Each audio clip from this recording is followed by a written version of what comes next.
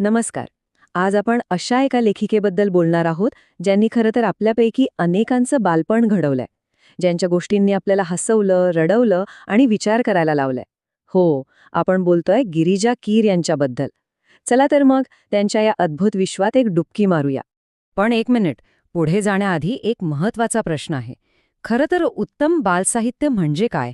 म्हणजे अशी कोणती गोष्ट असते जी लहान मुलांच्या मनावर कायमची कोरली जाते, नाही का? आणि गंमत म्हणजे या प्रश्नाचं उत्तर शोधायला आपल्याला फार दूर जाण्याची गरजच नाहीये. ते उत्तर दडलंय गिरिजा कीर यांच्या लिखाणामध्ये. एका अशा लेखिका ज्यांनी आपलं संपूर्ण आयुष्य मुलांसाठी लिहिण्यात घालवलं. तर मग कोण होते या गिरिजा कीर? चला जरा जवळून ओळख करून घेऊया. सगळ्यात पहिली गोष्ट म्हणजे गिरिजा कीर या फक्त मुलांसाठीच लिहायच्या असं नाही. त्या एक प्रचंड अष्टपैलू लेखिका होत्या. म्हणजे बघा, कथा, कादंबऱ्या, नाटकं, इतकंच काय तर चरित्रसुद्धा त्यांनी सगळं काही लिहिलं. आणि याच वेगवेगळ्या प्रकारच्या लेखनामुळे त्यांच्या बालसाहित्याला एक वेगळीच खोली मिळाली, जी सहसा बघायला मिळत नाही. आणि त्यांच्या या कामाची दखल घेतली गेली नाही असं नाही. महाराष्ट्र शासनाने त्यांना अनेक पुरस्कार देऊन सन्मानित केलं.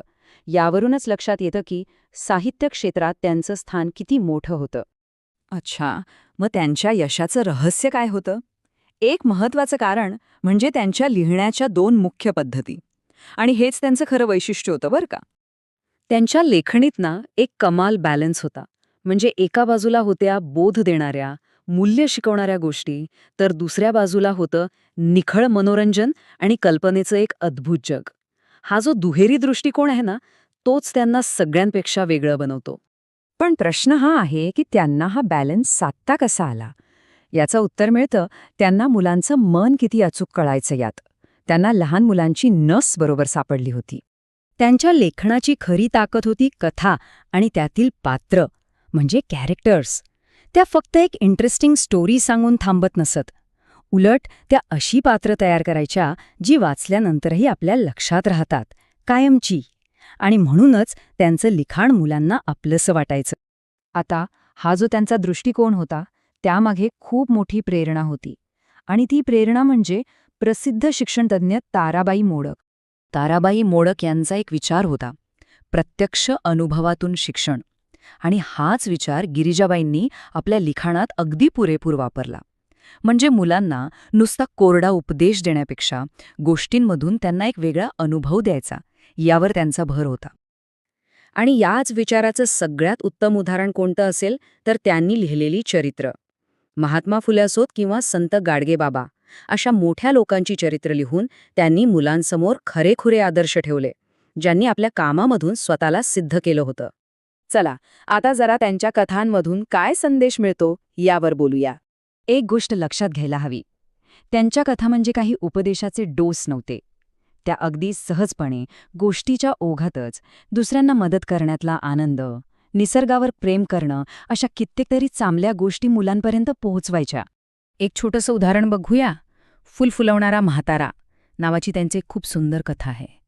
त्यात एक लहान मुलगी काय करते तर तिला बक्षीस मिळालेले पैसे स्वतःवर खर्च न करता तिच्या आजारी आईसाठी औषधं आणते. म्हणजे बघा किती साध्या सोप्या पद्धतीने निस्वार्थपणाचा धडा शिकवला आहे.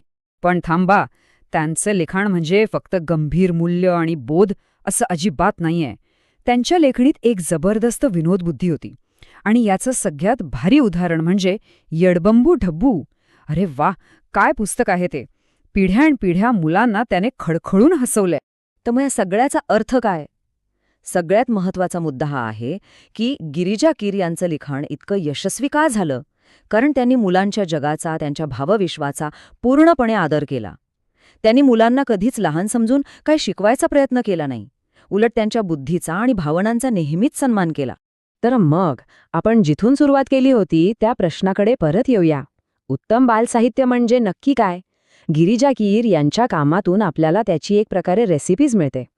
पहिली गोष्ट, मुलांच्या मनाची सखोल जाण.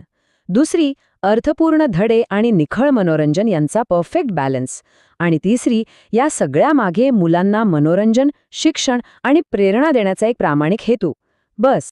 आणि जाता जाता एक प्रश्न, जो विचार करायला लावणार आहे. आजचं युग डिजिटल आहे नाही का? मुलांच्या हातात सतत स्क्रीन असतो.